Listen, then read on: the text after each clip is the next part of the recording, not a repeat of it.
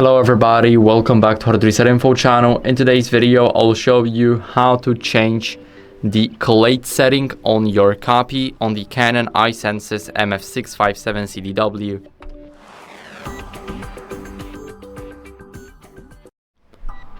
So first, what we need to do is we need to go over to the menu. Now here we need to go over to the function settings and here go to copy. Now after you go to copy, click change default settings and right here you guys will see the Collate option. Now we can enable it right here. Let me show you. Here we can enable it and let me click on and now it's on. So that's basically how we can do that. I hope this video helped you. If it did, then leave a like, sub and a comment, and I'll see you in the next one.